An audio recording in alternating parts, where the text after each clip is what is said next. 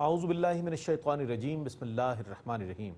ناظرین محترم، السلام علیکم ورحمۃ اللہ وبرکاتہ۔ میں ہوں آپ کا میزبان محمد رئیس احمد، اور پیش کیا جا رہا ہے تلاوت قرآن کریم، ترجمہ اور تفسیر پر مشتمل پروگرام پیغام قرآن۔ الحمدللہ 25واں پارہ کل آغاز کیا جا چکا ہے، اور 25ویں پارے کا آج دوسرا ربع جو ہے وہ تلاوت کیا جائے گا، ترجمہ پیش کیا جائے گا اور تفسیر پیش کی جائے گی۔ تلاوت قرآن کریم کے لیے تشریف فرما ہے ممتاز و معروف قاری جناب قاری نعمان نعیمی۔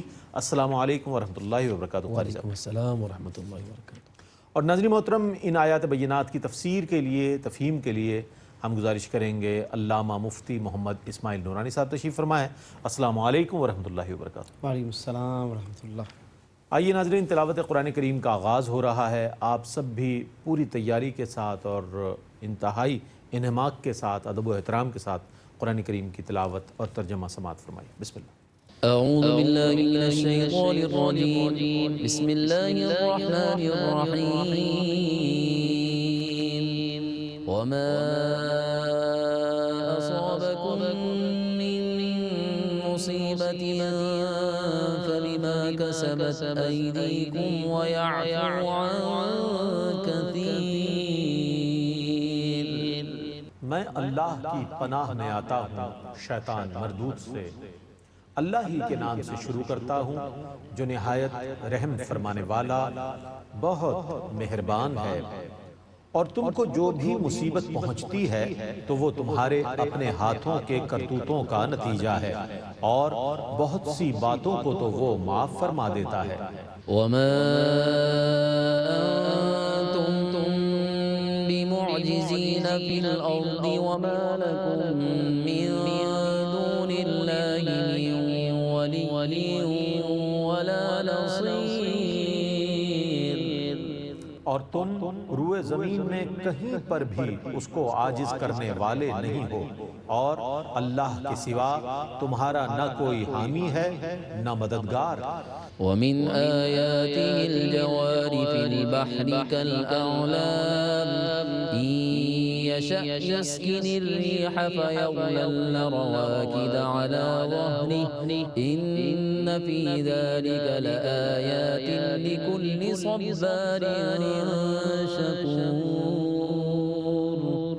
اور اس کی نشانیوں میں سے سمندر میں رواں دواں پہاڑوں کی مانند جہاز ہیں، اور اگر وہ چاہے تو ہوا کو روک لے اور یہ جہاز سطح سمندر پر ٹھہرے کے ٹھہرے رہ جائیں۔ بے شک اس میں ہر بڑے صابر اور شاکر کے لیے نشانیاں ہیں۔ أو يوبقهن بما كسبوا ويعفو عن كثير ويعلم الذين يجادلون في آياتنا ما لهم من محيص۔ یا وہ چاہے تو ان کشتیوں کو ان لوگوں کے کرتوتوں کی وجہ سے تباہ کر دے، اور بہت سی خطاؤں سے وہ درگزر فرما لیتا ہے۔ اور جو لوگ ہماری آیتوں میں جھگڑتے ہیں وہ جان لیں کہ ان کے لیے فرار کی کوئی جگہ نہیں ہے۔ فما أوتيتم من شيء فمتاع الحياة الدنيا وما عند الله خير وأبقى للذين آمنوا وعلى ربهم يتوكلون۔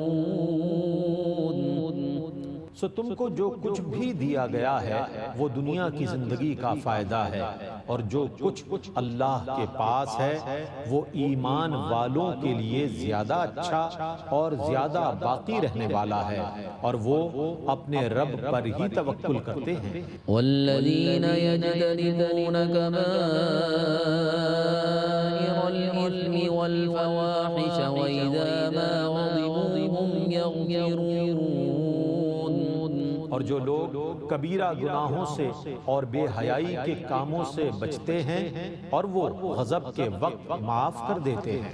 والذین استجابوا لربهم وأقاموا الصلاة وأمرهم شورى بينهم ومما رزقناهم ينفقون۔ اور وہ لوگ جو اپنے رب کے حکم کو قبول کرتے ہیں اور نماز قائم کرتے ہیں اور ان کے کام باہمی مشورے سے ہوتے ہیں اور جو کچھ ہم نے ان کو دیا ہے اس میں سے وہ خرچ کرتے ہیں۔ والذین اذا اصابهم البغی هم ينتصرون وجزاء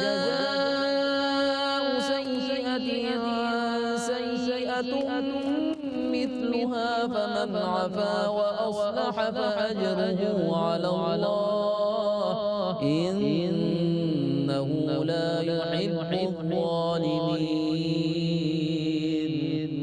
اور ان لوگوں کے خلاف جب کوئی بغاوت کرے تو وہ صرف بدلہ لیتے ہیں اور برائی کا بدلہ اسی کی مثل برائی ہے، پس جس نے معاف کر دیا اور اصلاح کر لی تو اس کا اجر اللہ کے ذمہ کرم پر ہے، بے شک وہ ظالموں سے محبت نہیں کرتا۔ وَلَمَنِ انتصر بعد ظلمه فأولئك ما عليهم من سبيل۔ اور جس نے اپنے اوپر ظلم کیے جانے کا بدلہ لے لیا تو اب اس سے مواخذہ کرنے کا کوئی جواز نہیں۔ انما السبيل على الذين يظلمون الناس ويبغون في الارض بغير الحق اولئك لهم عذاب اليم۔ مواخذہ کرنے کا جواز ان لوگوں کے خلاف ہے جو لوگوں پر ظلم کرتے ہیں اور روئے زمین میں ناحق سرکشی کرتے ہیں، ان لوگوں کے لیے دردناک عذاب ہے۔ وَلَمَن صَبَرَ وَغَفَرَ إِنَّ ذَلِكَ لَمِنْ عَزْمِ الْأُمُورِ۔ اور جس نے صبر کیا اور معاف کر دیا تو بے شک یہ ضرور ہمت کے کاموں میں سے ہے۔ وَمَن يُضْلِلِ اللَّهُ فَمَا لَهُ مِن وَلِيٍّ مِّن بَعْدِهِ وَتَرَى الظَّالِمِينَ لَمَّا رَأَوُا الْعَذَابَ يَقُولُونَ هَلْ إِلَىٰ مَرَدٍّ مِّن سَبِيلٍ۔ اور جسے اللہ گمراہ کر دے اس کے لیے اس کے بعد کوئی کارساز نہیں ہے، اور آپ دیکھیں گے کہ ظالم لوگ جب عذاب کو دیکھیں گے تو کہیں گے کیا دنیا میں واپس جانے کی کوئی صورت ہے؟ وَتَرَاهُمْ يُعْرَضُونَ عَلَيْهَا خَاشِعِينَ مِنَ الذُّلِّ يَنظُرُونَ مِن طَرْفٍ خَفِيٍّ وَقَالَ الَّذِينَ آمَنُوا إِنَّ الْخَاسِرِينَ الَّذِينَ خَسِرُوا أَنفُسَهُمْ وَأَهْلِيهِمْ يَوْمَ الْقِيَامَةِ أَلَا إِنَّ الظَّالِمِينَ فِي عَذَابٍ مُقِيمٍ۔ اور آپ ان کو دیکھیں گے کہ ان کو دوزخ پر اس حال میں پیش کیا جائے گا کہ وہ ذلت سے سر جھکائے ہوئے ہوں گے، کن اکھیوں سے دیکھ رہے ہوں گے اور ایمان والے کہہ رہے ہوں گے کہ بے شک نقصان زدہ وہی لوگ ہیں جنہوں نے اپنی جانوں کو اور گھر والوں کو قیامت کے دن نقصان میں ڈال دیا۔ سنو بے شک ظلم کرنے والے دائمی عذاب میں ہیں۔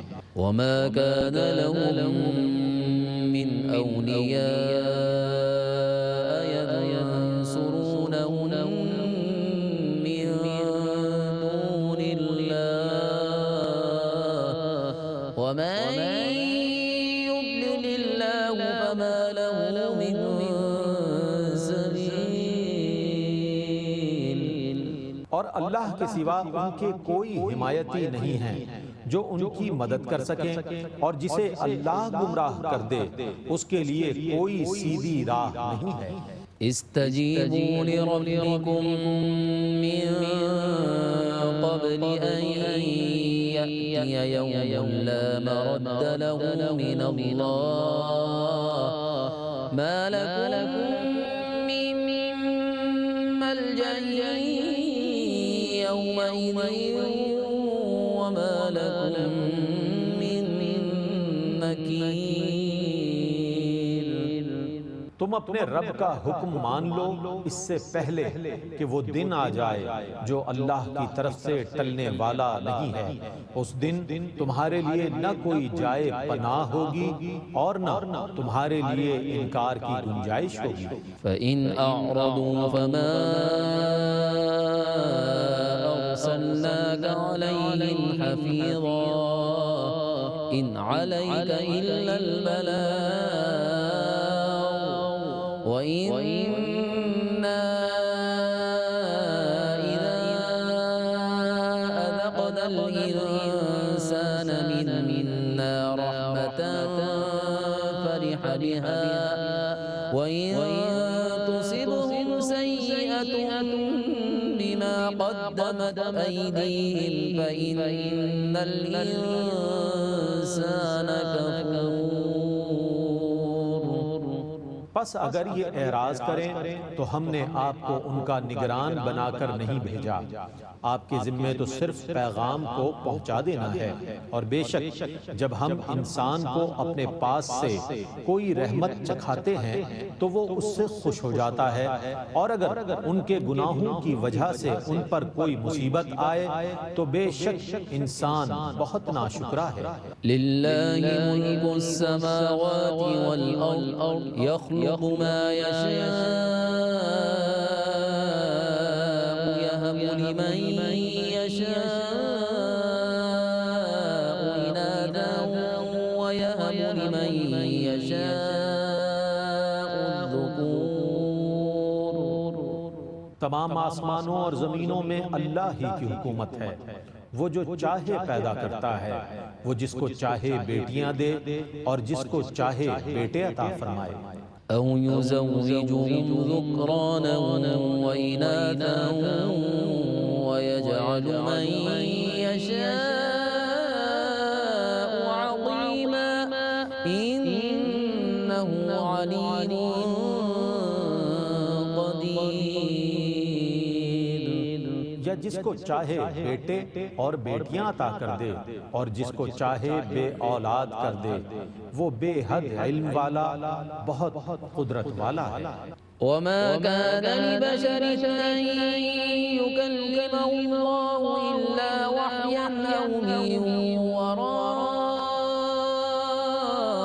حجاب أو يرسل رسولا فيوحي بإذنه ما يشاء إنه علي حكيم.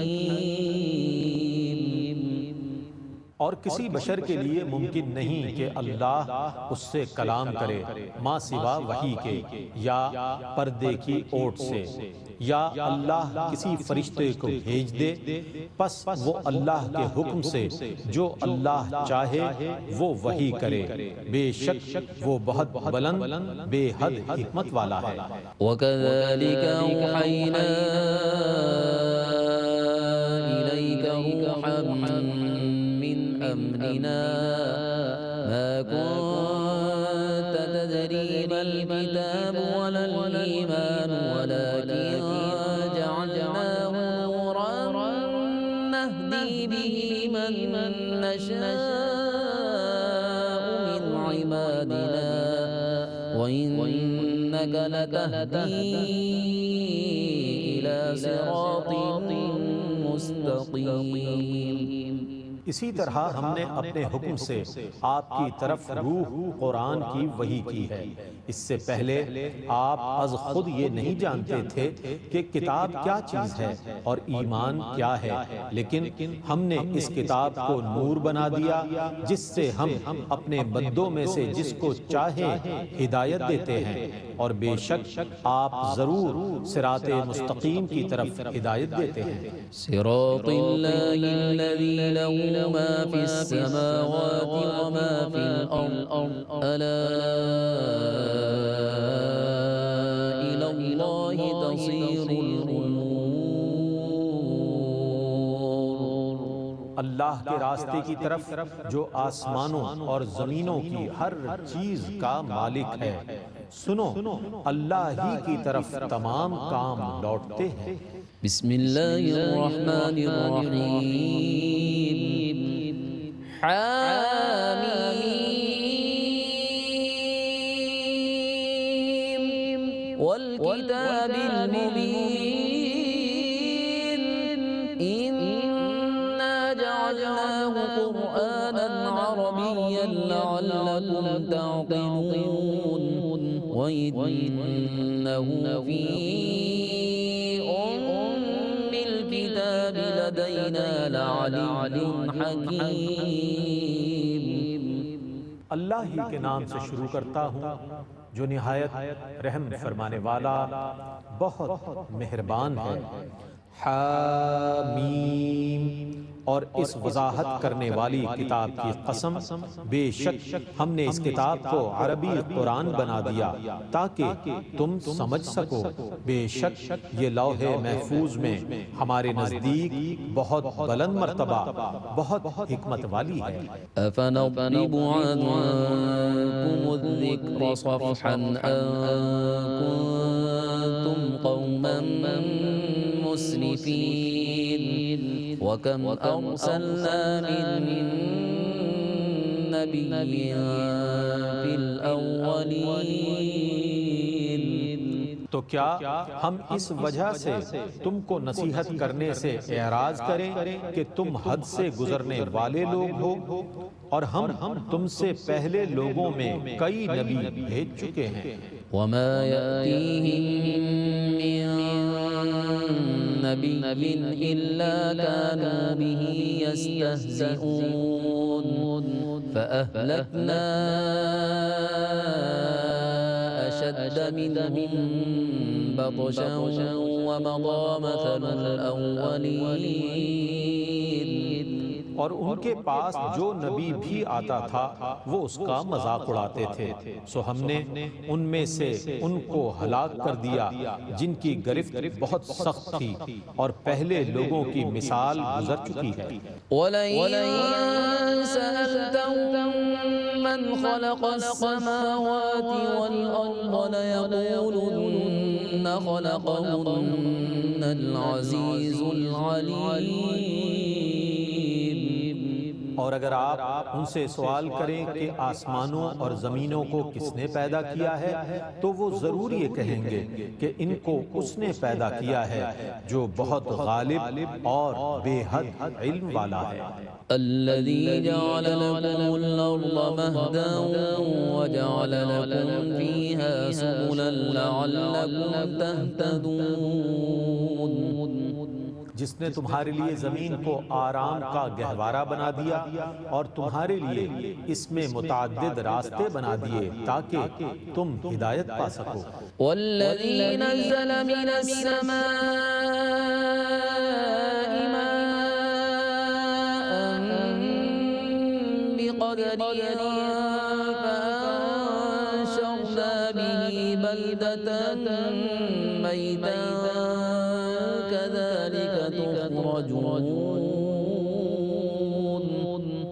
اور جس نے آسمان سے معین مقدار میں پانی نازل کیا پھر ہم نے اس سے مردہ شہر کو زندہ کر دیا، اسی طرح تم زندہ کر کے نکالے جاؤ گے۔ والذی خلق الازواج كلها وجعل لكم من الفلك والانعام ما تركبون۔ اور جس نے تمام چیزوں کے جوڑے بنائے اور تمہارے لیے کشتیاں اور چوپائے پیدا کیے جن پر تم سوار ہوتے ہو۔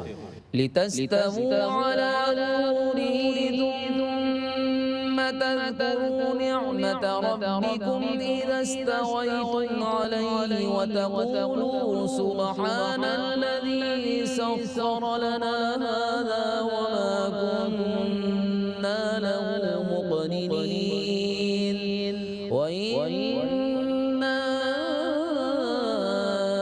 إلى ربنا لمنقلبون۔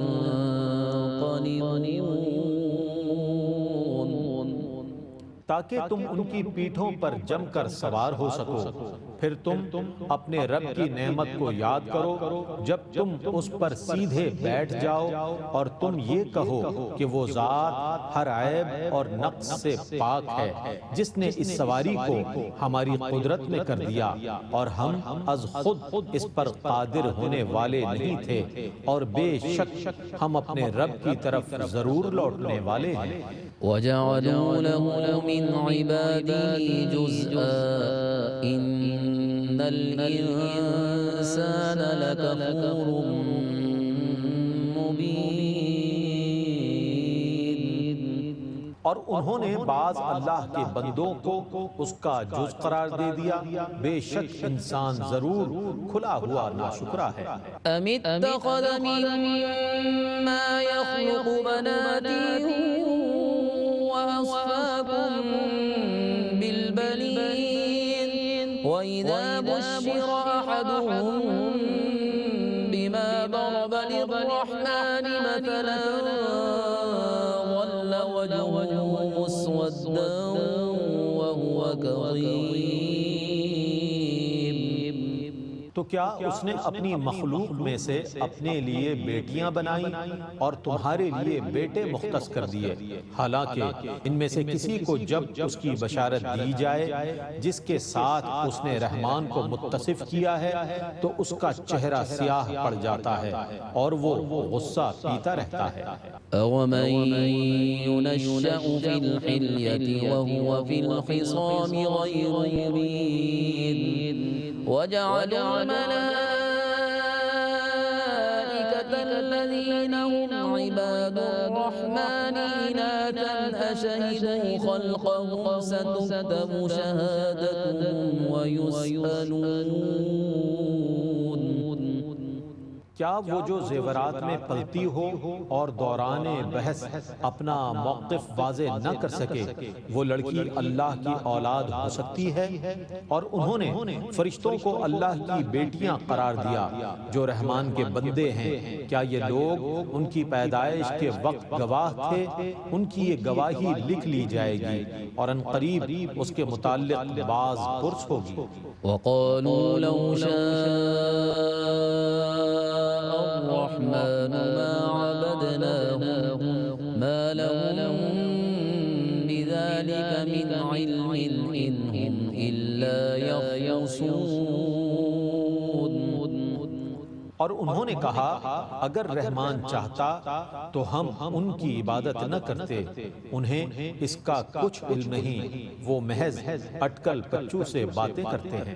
أَمْ آتَيْنَاهُمْ كِتَابًا مِّن قَبْلِهِ فَهُمْ بِهِ مُسْتَمْسِكُونَ۔ کیا ہم نے اس سے پہلے انہیں کوئی کتاب دی ہے جس کو یہ مضبوطی سے تھامے ہوئے ہیں؟ بل قالوا إِنَّا وَجَدْنَا آبَاءَنَا عَلَىٰ أُمَّةٍ وَإِنَّا عَلَىٰ آثَارِهِم مُهْتَدُونَ۔ نہیں، بلکہ انہوں نے کہا کہ ہم نے اپنے باپ دادا کو ایک دین پر پایا اور ہم انہی کے قدموں کے نشانات پر چل کر ہدایت پانے والے ہیں۔ وَكَذَلِكَ مَا أَرْسَلْنَا مِن قَبْلِكَ فِي قَرْيَةٍ مِّن نَّذِيرٍ إِلَّا قَالَ مُتْرَفُوهَا إِنَّا وَجَدْنَا آبَاءَنَا عَلَىٰ أُمَّةٍ وَإِنَّا عَلَىٰ آثَارِهِم مُقْتَدُونَ۔ اور اسی طرح ہم نے آپ سے پہلے جس بستی میں بھی کوئی عذاب سے ڈرانے والا بھیجا تو وہاں کے آسودہ حال لوگوں نے یہی کہا کہ ہم نے اپنے باپ دادا کو ایک دین پر پایا اور ہم انہی کے قدموں کے نشانات کی پیروی کرنے والے ہیں۔ قال أولو جئتكم بأهدى مما وجدتم عليه آباءكم قالوا إنا بما أرسلتم به كافرون۔ اس نبی نے کہا خواہ میں اس کی بنسبت ہدایت دینے والا دین لے کر آیا ہوں جس دین پر تم نے اپنے باپ دادا کو پایا ہے۔ انہوں نے کہا جس دین کو دے کر تمہیں بھیجا گیا ہے ہم اس کا کفر کرنے والے ہیں۔ فانتقمنا منهم فانظر كيف كان عاقبة المكذبين۔ پھر ہم نے ان سے انتقام لیا سو دیکھیے تکذیب کرنے والوں کا کیسا انجام ہوا۔ الحمدللہ تلاوت قرآن کریم اور ترجمہ پیش کیا گیا۔ آئیے ان آیات کی تفسیر کے لیے ہم چلتے ہیں علامہ مفتی محمد اسماعیل نورانی صاحب کی جانب۔ بسم اللہ۔ بسم اللہ الرحمن الرحیم، الحمدللہ رب العالمین والصلاة والسلام علی سید الانبیاء والمرسلین۔ معزز ناظرین، الحمدللہ آج کی اس نشست میں 25ویں پارے کے دوسرے ربع کی تلاوت کی گئی ہے، اور کل گزشتہ نشست میں ہم نے ایک آیت مبارکہ کا حوالہ دیا جس کی تفصیل بیان کرنا باقی ہے۔ سورہ شورى کی آیت نمبر 23 کے اللہ رب العالمین نے اس میں مودت فی القربہ کا ذکر فرمایا۔ قل، اے محبوب آپ فرمائیے، لا اسألکم علیہ اجرن، کہ میں اس دعوت حق پر تم سے کوئی معاوضہ کوئی اجرت طلب نہیں کرتا، الا المودت فی القربہ، مگر یہ کہ میری قرابت کی محبت۔ اس سے علماء نے، مفسرین نے اہل بیت اطہار کی محبت پر استدلال کیا کہ سرکار دو عالم صلی اللہ علیہ وسلم کا جو مبارک گھرانہ ہے، آپ کا جو مقدس خاندان ہے، تو ان کی محبت کس قدر اہم ہے کہ اللہ رب العالمین نے اس کو قرآن کریم میں ذکر فرمایا۔ اور علماء نے جب اپنی کتب میں اہل بیت کی محبت کے وجوب کے حوالے سے عنوانات قائم کیے ہیں، انہوں نے خاص طور پر اس آیت مبارکہ سے استدلال کیا ہے۔ گو کہ اس آیت مبارکہ سے علماء نے اور بھی معانی مراد لیے ہیں کہ مودت فی القربہ سے رسول اللہ صلی اللہ علیہ وسلم اور اللہ عز و جل کے قرب کی طرف رغبت کرنے والے اعمال کی محبت بھی مراد ہے، اس میں صحابہ کرام کی محبتیں بھی مراد ہیں، یہ تمام معنی بھی مراد لیے گئے، لیکن خاص طور پر اہل بیت اطہار کی محبت پر اس آیت سے بہت بنیادی طور پر استدلال کیا جاتا ہے۔ اور اس کی تفسیر میں ہمیں مفسرین کے جہاں اقوال ملتے ہیں تو وہاں ان احادیث سے بھی تائید ہوتی ہے کہ جن احادیث میں آقا دو عالم صلی اللہ علیہ وسلم نے اپنے مبارک گھرانے کی محبت کی طرف رغبت دلائی ہے، اور یقیناً اللہ کے رسول صلی اللہ علیہ وسلم کی محبت کا تقاضا ہے کہ آپ کی نسبتوں سے بھی محبت رکھی جائے۔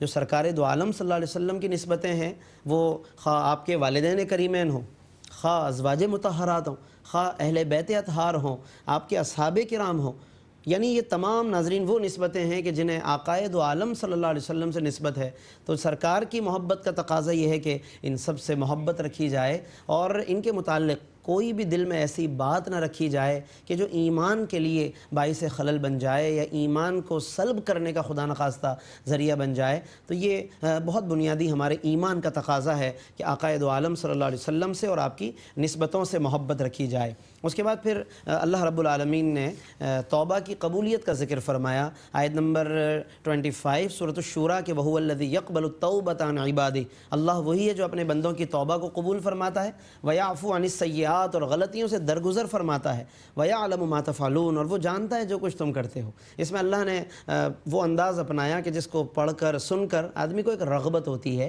کہ میرا رب تو وہ ہے جو معاف فرمانے والا ہے، میرا رب وہ ہے کہ جو درگزر فرمانے والا، میرا رب وہ ہے جو توبہ کی قبولیت کا اعلان فرمانے والا ہے۔ جبکہ دیگر دنیا کا حال یہ ہوتا ہے کہ جب ہم ان کے ساتھ کوئی غلطی کر بیٹھتے ہیں تو وہ ہمیں اپنے پاس سے دور بھگاتے ہیں، وہ کہتے ہیں کہ اب آپ پلیز رابطہ مت کیجئے گا۔ دنیا والے ہمیں عام طور پر یہی کہتے ہوئے ملیں گے کہ آپ اب آئندہ رابطہ مت کریں، آئندہ مت آئیے گا، وصیتیں کر کے جاتے ہیں کہ فلاں کو میرے جنازے میں نہیں آنے دینا، فلاں کو چہرہ مت دکھانا۔ دنیا کا حال یہ ہے، مگر ایک طرف ناظرین اللہ رب العالمین کا اعلان کہ اللہ وہ ہے جو اپنے بندوں کی توبہ قبول فرمانے والا ہے، یعنی وہ دروازے کھلے رکھتا ہے کہ جب بھی بندہ اس کی طرف آ جائے وہ پروردگار راضی ہو جاتا ہے، وہ خوش ہوتا ہے اس بات پر کہ بندہ میری طرف متوجہ ہوا ہے۔ اور اس کے علاوہ پھر اور بھی صفات، وَهُوَ الَّذِي يُنَزِّلُ الْغَيْثَ، آیت نمبر 28، اللہ وہی ہے جو برساتا ہے بارش، مِن بَعْدِ مَا قَنَطُوا، جب کہ لوگ مایوس ہو چکے ہوں۔ یکایک کہ جب بندہ مایوسی کی طرف جا رہا ہوتا ہے، اچانک کوئی کام بن جاتا ہے، کوئی سبب بن جاتا ہے، کوئی مددگار مل جاتا ہے، اچانک ہمیں کوئی ایسا راستہ نظر آ جاتا ہے کہ جس سے پھر ہم آگے پہنچ جاتے ہیں، ہمارا کام بن جاتا ہے۔ ایسے تجربے عام طور پہ لوگ اگر ہم سروے کریں، معلومات کریں، تو ہر ایک کے ساتھ کوئی نہ کوئی ایسا تجربہ ہوتا ہے۔ اللہ رب العالمین ہی ہے کہ جو اس طریقے سے بندے کے کام آ جاتا ہے اور اس کے لیے کوئی نہ کوئی راستہ بنا دیتا ہے۔ وَيَنْشُرُ رحمت، اور اپنی رحمت کو اس کے لیے پھیلا دیتا ہے۔ ہمیں مسلسل اس کی طرف غور کرنا چاہیے اور اس کی طرف متوجہ رہنا چاہیے۔ پھر اس کے بعد مصائب جو انسان پر آتے ہیں، مشکلات آتی ہیں، تو اس کی بھی حکمتیں ہوتی ہیں، وجوہات ہوتی ہیں۔ کیا وجوہات ہیں؟ فرمایا آج کی تلاوت کا آغاز اسی آیت سے ہوا، آیت نمبر 30 سورۃ الشورى، وما اصابکم من مصیبہ، اور جو تمہیں مصیبت پہنچتی ہے فبما کسبت ایدیکم، تو سب سے پہلی بات کہ وہ تمہارے اپنے ہاتھوں کے سبب سے ہے۔ یعنی ہمارا اپنا ہی کوئی ایسا کام ہوتا ہے کہ جو سبب بن جاتا ہے، ہم اپنی طرف غور بعد میں کرتے ہیں، پہلے سب سے پہلے دوسرے پہ غور کرتے ہیں کہ شاید اس کی وجہ سے ہو، شاید تمہاری وجہ سے ہو، شاید فلاں کی وجہ سے ہو۔ ہم کئی لوگوں کو ذمہ دار ٹھہراتے ہیں، ہم اپنا آپ تو شاید دیکھتے ہی نہیں ہیں، اور کسی درجے میں بھی ہمارے ذہن میں ہماری اپنی کوئی وجہ نہیں آتی کوئی، بلکہ ہمیں شاید کہ اگر سبب ٹھہرا بھی دے تو ہم اس کے اوپر غصہ کرتے ہیں کہ آپ مجھے ہی الٹا سبب ٹھہرا رہے ہیں۔ لیکن اللہ نے بتا دیا کہ فَبِمَا كَسَبَتْ أَيْدِيكُمْ، تمہارے اپنے ہاتھوں کے سبب سے ہے۔ وَيَعْفُو عَنْ كَثِيرٌ، اور بہت سی چیزوں سے تو وہ درگزر فرما لیتا ہے۔ تو یہ بہت اہم آیت ہیں کہ ہمیں مصائب و آلام میں ایک تسلی ہو سکتی ہے کہ اگر ہم اس انداز سے پازیٹیو ہو کر سوچنا شروع کریں۔ نیگیٹیوٹی کو اللہ نے دور کر دیا اور پازیٹیوٹی اللہ نے عطا فرمائی، اگر اس آیت کو ہم سمجھیں اور غور کریں۔ پھر اس کے بعد اللہ نے اپنی قدرت کے دلائل کو بیان کیا کہ وہ سمندروں میں دیکھو اس کی کیسی نشانیاں ہیں۔ ایک تو ناظرین خود سمندر کا ہمارے لیے کارآمد ہونا، یہ اللہ کی بہت بڑی نعمت ہے۔ سمندروں میں انسانوں کے لیے انسانوں کا اس میں سفر کرنے کے قابل ہونا، بھاری بھرکم جہازوں کو لے کر جانا، سامان ادھر سے ادھر منتقل کرنا، پھر اس میں کامیاب سفر کرنا، کامیابی سے لوٹ کر آنا، یہ اللہ کی بہت بڑی بڑی نشانیاں ہیں۔ اس لیے اللہ فرماتا ہے وَمِنْ آیَاتِهِ الْجَوَارِ فِي الْبَحْرِ كَالْأَعْلَامِ، اس کی قدرت کی نشانیوں میں سے وہ سمندر میں تیرنے والے بڑے بڑے جہاز ہیں کہ جو پہاڑوں کی مانند چل رہے ہوتے ہیں۔ آپ ذرا غور کریں، کبھی سمندروں میں ہم اپنی اس مصروف زندگی میں تو ہمیں توجہ بھی نہیں ہوتی کہ ایک سمندری دنیا بھی ہے پوری، اس میں بھی جناب پوری نقل و حرکت ہو رہی ہے، سامان بڑے بڑے ساز و سامان مختلف ممالک سے ادھر سے ادھر لائے جا رہے ہیں، منتقل ہو رہے ہیں۔ ہمیں تو اپنی اس مصروف زندگی میں اس دنیا کی طرف توجہ بھی نہیں ہوتی، لیکن وہاں بھی اللہ اپنی قدرت کے ذریعے سے پوری کائنات کا ایک بڑا نظام چلا رہا ہے۔ اللہ نے اس انداز سے اس کو بیان کیا کہ اِن یشاء یسکن الرِّیح، اگر وہ چاہے تو ہواؤں کو روک دے، فَیَظْلَلْنَ رَوَاکِدَ عَلیٰ ظَہْرِهِ، تو یہ جہاز سمندر کی پشت پر رکے رہ جائیں۔ کون چلائے گا انہیں؟ وہاں دھکا کون لگائے گا؟ لیکن اللہ رب العالمین کی قدرت سے چل رہے ہیں۔ او یوبقہن، یا وہ چاہے تو انہیں تباہ فرما دے، لیکن اللہ رب العالمین خیر و عافیت کے ساتھ کنارے پر لگا دیتا ہے۔ یہ اللہ رب العالمین کی طرف سے ایک یوں سمجھ لیں کہ بہت بڑا انعام ہے اہل ایمان کے لیے۔ اور اس کے بعد پھر توکل کرنے والوں کی اللہ رب العالمین نے ناظرین صفات بیان فرمائی کہ جو مجھ پر بھروسہ کرتے ہیں، تو توکل کی پہچان کیا ہے یا اس کی صفات کیا ہے متوکلین کی۔ آیت نمبر 36، 37، 38 مسلسل صفات ہیں، تقریباً 8 صفتیں بیان فرمائی۔ فرمایا والذین یجتنبون کبائر الاثم، یہ وہ ہوتے ہیں کہ جو کبیرہ گناہوں سے بچنے والے ہوتے ہیں۔ توکل کرنے والے وہ ہوتے ہیں جو کبیرہ گناہوں سے بچتے ہیں۔ والفواحش، بدکاریوں سے بچتے ہیں۔ وَإِذَا مَا غَضِبُوا هُمْ يَغْفِرُونَ، جب انہیں غصہ آتا ہے معاف کر دیتے ہیں۔ اگر دیکھیں اللہ پر آپ کا توکل مضبوط ہے تو پھر آپ کسی سے اور طمع لالچ نہیں رکھیں گے، آپ معاف کر دیں گے اللہ کے لیے اسے۔ لیکن اگر آپ کو اللہ پر توکل شاید کہ مضبوط نہیں ہے تو آپ اسی بندے سے کوئی نہ کوئی طمع رکھیں گے اور اسے نہیں معاف کریں گے، تو یہ رویے بھی ہمیں معاشرے میں دیکھنے میں نظر آتے ہیں۔ والذین استجابوا لربہم، اور وہ توکل والے وہ ہیں کہ جو رب کا حکم مانتے ہیں، نماز قائم کرتے ہیں، ان کے کام باہم مشورے سے طے ہوتے ہیں۔ یہ تمام چیزوں کی طرف اللہ نے اشارہ فرمایا اور ہمارے دیے ہوئے رزق میں سے خرچ کرتے ہیں۔ پھر اس کے بعد ناظرین بدلہ لینے کے کچھ اصول بتائے ہیں۔ بدلہ لینے کے بھی اصول ہوتے ہیں. لوگ تو جب بدلہ لینے پر آتے ہیں تو کسی اصول کے قائل نہیں ہوتے, کسی قانون کے قائل نہیں. انہیں شاید کہ اس وقت ان کی کیفیت غصے کی ہی ہوتی ہے کہ ہم انہیں کوئی اصول سمجھا بھی نہیں سکتے, یعنی وہ سمجھنے کے بھی قائل نہیں ہوتے. لیکن اللہ نے بدلہ لینے کے بھی اصول بتائے. آیت نمبر 40 سورۃ الشورى فرمایا وَجَزَاءُ سَیِّئَةٍ سَیِّئَةٌ مِثْلُهَا, کہ برائی کا بدلہ ویسی ہی برائی سے, یعنی اسی جیسا بدلہ چاہو تو لے سکتے ہو. لیکن فرمایا فَمَنْ عَفَا, پر جو معاف کر دے, وَأَصْلَحَ, اور اصلاح کر دے, فَأَجْرُهُ عَلَى اللَّهِ, تو اس کا اجر اللہ کے ذمے ہے, جس کا بندہ اندازہ بھی نہیں کر سکتا کہ معاف کرنے پر کتنا اجر ہے. لیکن اگر پھر بھی کوئی بدلہ لینا چاہتا ہے تو اختیار ہے, لیکن ایک پابندی لگا دی کہ مثلها, اتنا ہی وہ قدم اٹھا سکتا ہے کہ جتنا اس نے اٹھایا. برابری شرط ہے اس کے اندر, اور اگر آپ کو لگے کہ میں برابری نہیں کر پاؤں گا, غصے کی شدت کی وجہ سے میں اس میں مماثلت نہیں کر پاؤں گا, تو پھر بدلہ لینے کی اجازت نہیں ہے, بلکہ پھر معافی کی طرف جانا ہوگا, یا جو بھی اس کے لیے شریعت اس کا آلٹرنیٹ بتائے پھر اس کی طرف جانا ہوگا. اور اس کے علاوہ وَلَمَنْ صَبَرَ, آیت نمبر 43 میں فرما دیا جو صبر کر لے, وغفر, اور معاف کر دے, اِنَّ ذَلِكَ لَمِنْ عَزْمِ الْأُمُورِ, تو یہ تو بڑے ہمت کے کاموں میں سے ہے. اس کے بعد پھر مختلف دیگر آیات درمیان میں انسان کی کچھ کیفیتیں بتائیں جو گزشتہ نشست میں ہم نے جس کی طرف اشارہ کیا تھا. خاص طور پر ناظرین اب یہاں پر ایک آیت ہے, آیت نمبر 49 اور 50, جس میں اولاد کے حوالے سے ذکر کیا. آج ہمارے یہاں کسی کے یہاں اولاد نہ ہو تو وہ اسے اپنی عورت پر غصہ آتا ہے کہ تم سے اولاد ہی نہیں ہو رہی ہے. کسی کے ہاں بیٹے ہی بیٹے ہو جائیں تو اسے ناراضگی ہے کہ بیٹے ہی بیٹے ہو رہے ہیں, بیٹی نہیں ہو رہی ہے. اچھا, کسی کے یہاں بیٹیاں ہی بیٹیاں ہو جائیں تو اس کا غصہ عورت پہ وہ اتارے گا کہ جناب تم سے بیٹیاں ہی بیٹیاں ہو رہی ہیں. یعنی اس تمام تر صورت میں وہ مورد الزام عورت کو ٹھہراتے ہیں. اس بنیاد پر ہمارے معاشرے میں جہالت کی انتہا اس وقت ہو جاتی ہے کہ جب اس بنیاد پر طلاق تک دے دیتے ہیں. یعنی جو عورت محض بیٹیاں پیدا کر رہی ہے تو اسے طلاق ہو گئی, بیٹے ہی بیٹے پیدا کر دیے اسے طلاق دے دی, تم سے اولاد ہی نہیں ہو رہی تو لڑائی کھڑی کر دی اس پر. اللہ قرآن میں کیا فرماتا ہے, کبھی اس پہ بھی توجہ کر لیں تاکہ ہمارے اندر جو یہ وسوسے شیطان آتے ہیں, شر شیطان آتا ہے اور ہم اس کی بنیاد پر ہم اس طرح اللہ سے دور ہو جاتے ہیں, تو یہ آیتیں ہمیں اللہ سے قریب کر سکتی ہیں. کیا فرمایا, یخلق ما یشاء, اللہ جو چاہتا ہے پیدا فرماتا ہے. سبحان اللہ. کاش کہ ہم اس انداز سے غور کریں کہ یہ اللہ کے فیصلے ہیں. یہب لمن یشاء اناثا, جسے چاہتا ہے بیٹیاں ہی بیٹیاں عطا فرماتا ہے. ویہب لمن یشاء الذکور, اور جسے چاہتا ہے فرزند ہی فرزند یعنی بیٹے عطا فرما دیتا ہے. او یزوجہم ذکرانا و اناثا, یا پھر جسے چاہتا ہے بیٹے بیٹیاں دونوں عطا فرما دیتا ہے. اور چوتھی صورت کیا ہے, وَيَجْعَلُ مَن يَشَاءُ عَقِيمًا, اور جسے چاہتا ہے بانجھ کر دیتا ہے. تو 4 ہی صورتیں ممکن ہیں نا پوری دنیا میں, یہی 4 صورتیں ہو سکتی ہیں, بیٹیاں ہی ہوں گی یا بیٹے ہوں گے یا دونوں ہوں گے یا کچھ بھی نہیں ہوگا. تو اب اس میں لڑائی جھگڑا کس بات کا ہے؟ اللہ نے ان چاروں کی نسبت اپنی طرف فرمائی کہ یہ میرے فیصلوں سے ہو رہا ہے, میری طرف سے ہو رہا ہے, تو اس میں کوئی لڑائی جھگڑے والی بات نہیں ہے. پھر اللہ نے اس کے بعد وحی کی حقیقتوں کی طرف اشارہ فرمایا. وحی کی مختلف صورتیں, اللہ اپنے رسولوں کی طرف جب وحی فرماتا ہے تو کبھی براہ راست کلام فرماتا ہے, کبھی حجاب کے ماورا اللہ کی طرف سے بس ایک آواز سنا دی جاتی ہے, یا کسی فرشتے کو بھیج کر. یہ وحی کی مختلف صورتیں ہیں, مختلف اقسام ہیں. اس میں جو براہ راست وحی ہے اس کی مثال میں علماء نے اور مختلف مفسرین نے سرکار دو عالم صلی اللہ علیہ وسلم کی وہ مثال بیان کی کہ جب سرکار کو اللہ نے معراج کا شرف بخشا اور آپ صلی اللہ علیہ وسلم سے اللہ نے براہ راست کلام فرمایا ہے. اور یہ آپ صلی اللہ علیہ وسلم کا مقام ہے کہ جہاں رب نے آپ صلی اللہ علیہ وسلم کو شرف کلام اور اس شان کے ساتھ عطا فرمایا. پھر اس کے بعد ناظرین سورہ شورى کی آیت نمبر 52, یہ بھی اپنے مضمون کے اعتبار سے ہمارے غور و فکر کے لیے بہت اہم ہے کہ اس میں فرمایا کہ ما کنت تدری مل کتاب ولا الایمان. بظاہر ترجمہ یہ بنتا ہے کہ محبوب آپ نہ جانتے تھے کہ یعنی نبوت سے پہلے کہ کتاب کیا ہے اور نہ یہ کہ ایمان کیا ہے. اس سے بعض لوگ یہ استدلال کرتے ہیں کہ ایک تو یہ کہ نبوت بعد میں ملی, ایک تو یوں کہہ دیا جاتا ہے, لیکن یوں کہنا چاہیے کہ نبوت کا اعلان بعد میں کروایا گیا. نبوت تو اس وقت سے کہ جب حضرت آدم کا جسد خاکی تیار ہو رہا تھا, فرماتے ہیں میں تو اس وقت بھی نبی تھا.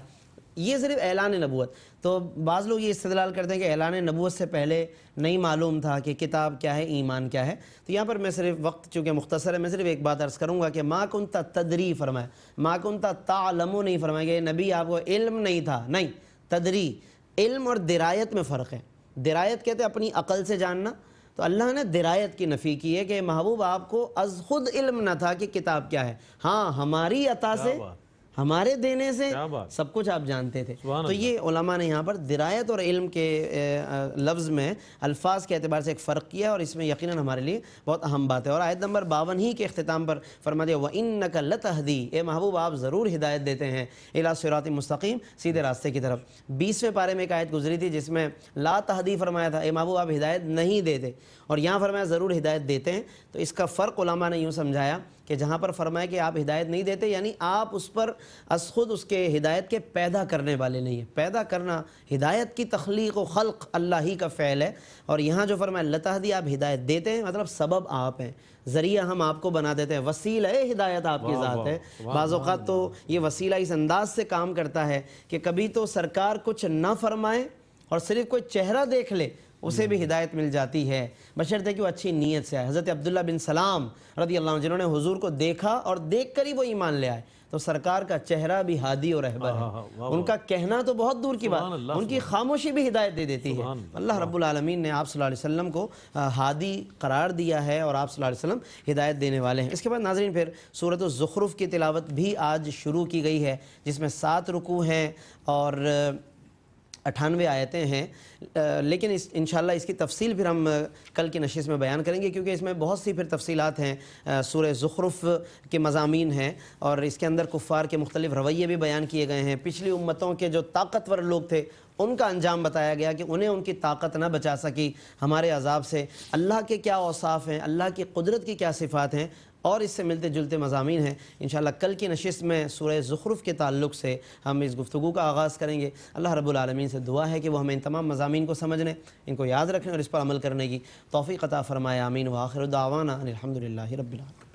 بہت شکریہ ادا کروں گا مفتی صاحب آپ کی تشریف آوری کا۔ بہت عمدہ انداز میں علامہ مفتی محمد اسماعیل نورانی صاحب آج کی گئی تلاوت کی تفسیر ارشاد فرما رہے تھے۔ ناظرین محترم، قرآن کریم سے تعلق قائم رکھنا چاہیے، ہمیں قرآن کریم کو پڑھنا چاہیے، اس کو پڑھ کر سمجھنا چاہیے، اور سمجھ کر اس کے مطابق، اس کے احکام کے مطابق اپنی زندگی گزارنے کی کوشش کرنی چاہیے، کیونکہ یہی وہ کتاب ہے کہ جو دنیا اور آخرت میں ہماری بھلائی کا ضامن ہے۔ اللہ تعالیٰ سے دعا ہے کہ ARYQ TV کی اس کوشش کو اپنی بارگاہ میں قبول فرمائے۔ اس کے ساتھ ہی اپنے میزبان محمد رئیس احمد کو اجازت دیجیے۔ اللہ حافظ۔